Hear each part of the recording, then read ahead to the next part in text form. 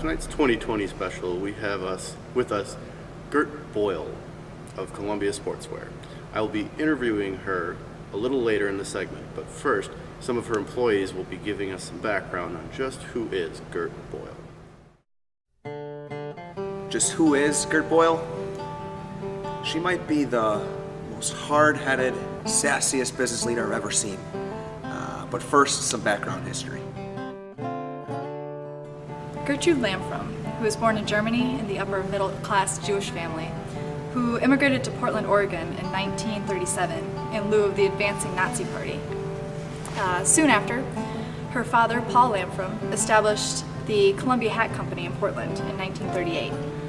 Gert met Neil Boyle while attending college at the University of Arizona. Gert and Neil eventually got married, and Neil succeeded Paul Lamfrom as the head of the company. In 1960, the name of the company was changed to Columbia Sportswear Company, once their product began to expand. In 1970, Neil died of a heart attack, leaving Gert and her son Tim in charge of the company. Sounds pretty stressful, doesn't it? Flash forward to today, the Columbia Sportswear Company is a global leader in the design, marketing, and distribution of outdoor apparel and the leading seller of ski wear in the United States.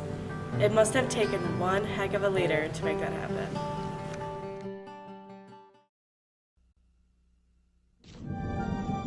To test their latest parka, mother Gert Boyle and son Tim head for the mountains.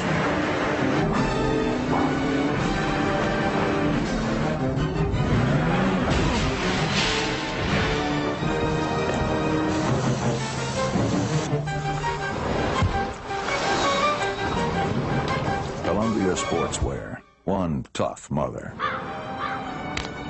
Oh.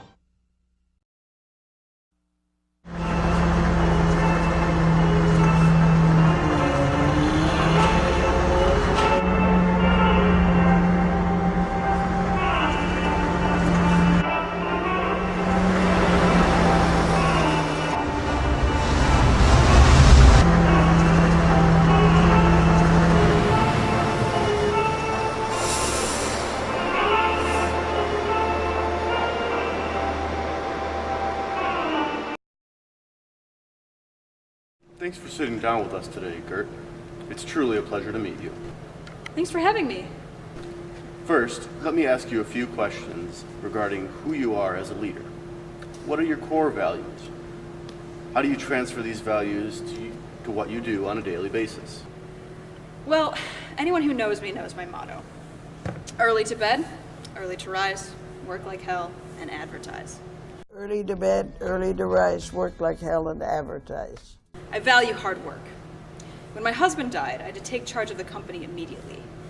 I had issues getting loans with the bank, vendors started refusing to supply, it was just a mess. Needless to say, it was an extremely stressful time. I also had to have a lot of ambition to succeed. My first year was, well, rough.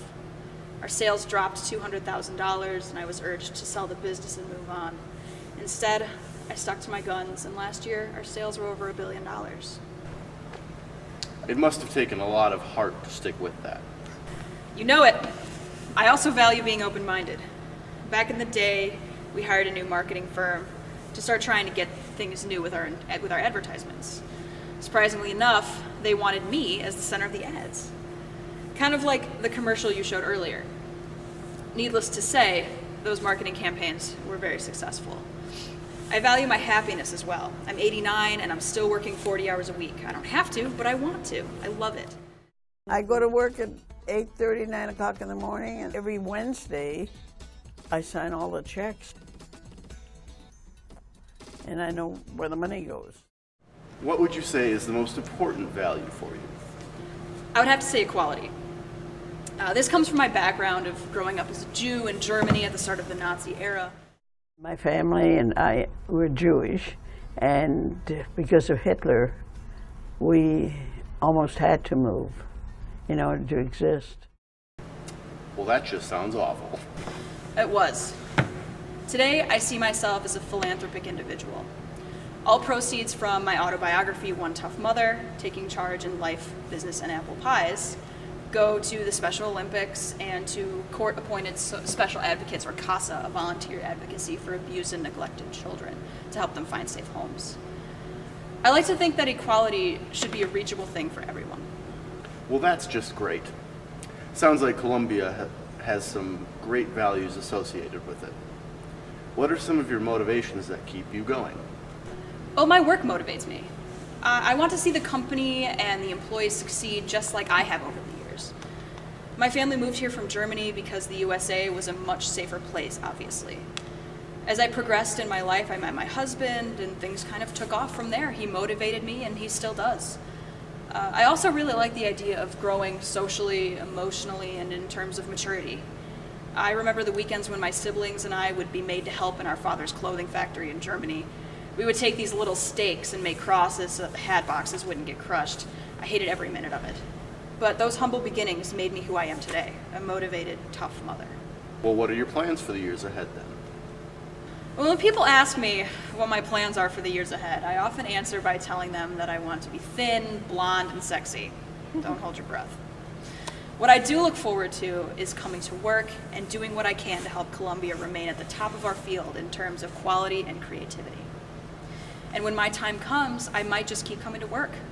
My son, Tim, has long said that when I go, he's going to have me stuffed and permanently placed in the entryway of our headquarters. I said that suits me just fine as long as I'm dressed head to toe in Columbia products. That's very interesting. Now let's watch some clips of interviews with a few of your employees and see what they have to say about your leadership style. If I had to describe Ma Boyle's leadership style, well, this may take a while. She was very democratic in the sense that her style of leadership is one in which the leader uses interaction and collaboration with the followers to direct the work in its environment. After taking over the business, after her husband died, she really struggled. She asked local business owners to provide constructive criticism and suggestions for improving the company, and she asked customers about what they wanted. And by taking suggestions from the outside sources, she was able to turn the business around, and she started making profits. She also listens very well. She knows that good communication and decision-making skills need to be balanced by a deep commitment to listening intently to others.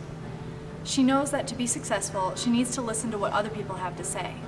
She listens to her son, and once said of her customers, "Listen to your customers and give them what they want. I know this is pure common sense, but you would be surprised at how many businesses just don't get it. I can't imagine a new Columbia product entering the marketplace without our designers seeking the input of our customers throughout the development process, a process that leads to a good product at a fair price." I would say she's aware as well. Her overall awareness helps in making decisions on key issues. I remember Neil always said, self-examination is better than self-defense. Gert's awareness is pretty clear based on something she once said to a few of us over coffee. It's easy, especially when times are tough, to adapt an us versus them mentality, and to think that anyone who questions your decision is questioning your competence. Columbia began moving in the right direction when Tim and I started listening to the wisdom and experience of people who knew more than we did, and we still do. Gert's also a team manager. She knows her employees are all highly committed, and she views the entire company as one cohesive group. One example of this would be when she first took on the company, she had to cut expenses and fire some people. And in the hiring process, she really looked for the new employees that had the talent and also the skills that the company needed to succeed. One thing I can really appreciate is her commitment to the growth of people. Gert also listens to us, and not just about work-related topics. She always says, "There is only one way to treat a member of your team, and that's with respect." One of the most important parts of her job is roaming through the halls of our headquarters and talking with members of her team. And she doesn't just talk about work. She also asks us about our families and our lives outside the office. She doesn't just worry about keeping Columbia's customers warm and dry. She also worries about keeping the members of her team challenged and rewarded. As an employee, I can really appreciate that. One last thing, Gert is huge in building community. She is extremely philanthropic and says, volunteer, no matter what you do and no matter your age, but most especially if you are in your golden years, find a mission or an organization that inspires you. For her, it's been Special Olympics and CASA. She believes there are hundreds of worthy causes in every community, and getting out and making a difference is better than staying in and making yourself lonely. She is a true team player. When I asked some of your employees of the behaviors you exhibit, they came up with a long list.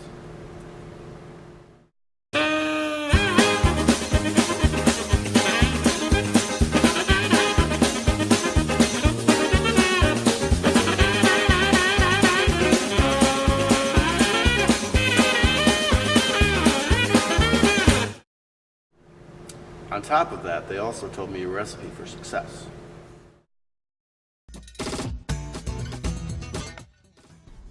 Be flexible and change with the times.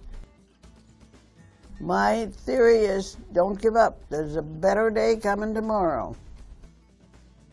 Yeah, you know, it's the same thing as they say, you have to crawl before you can walk. That's the most important. Don't spend any money you haven't got. Oh, I think that it's important that you give back to the people that help you get from here to there, and those who can't help themselves. If you always tell the truth, you don't have to bother remembering the lies.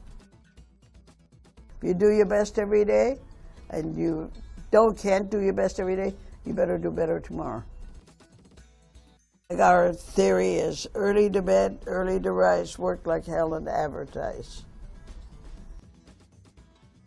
It's always better to look at yourself and see, what is it that I can do to improve me? Because you'll never be able to improve the other person.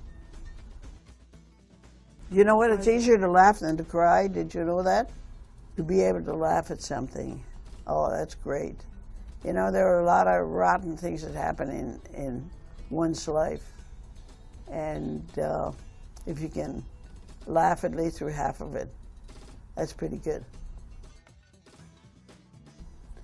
You didn't get here on your own, and you don't exist and stay without help. It seems like your employees have a very high opinion of you. I asked them to describe your personality and give some examples to help explain a little bit more in depth. Listen in on what they had to say. She is very emotionally stable. After Neil passed away, the following day she immediately stepped in and she took control of the company and she saved it from bankruptcy. She persevered and through the tough times, and she came out stronger than before. She's also been an emblem of self-discipline and has achieved tremendous things here at Columbia. Her persistent personality and belief in hard work made Columbia a leading global seller of outdoor apparel, footwear, and ski wear. She is extremely self-aware. She believes she can do things even when others doubt her. Like when she was advised to sell the company but decided against it when a potential buyer insulted her with severely undercut price. Now look where the company is. She's also pretty out there. I mean, what kind of 60-year-old would want to be in a commercial and be the center of attention? She's one tough mother. Well, she truly is one tough mother. Gert encompasses a hardworking, level-headed, sassy leader we all wish our grandmas were. Thanks for tuning in. We're in touch, so stay in touch. Good night.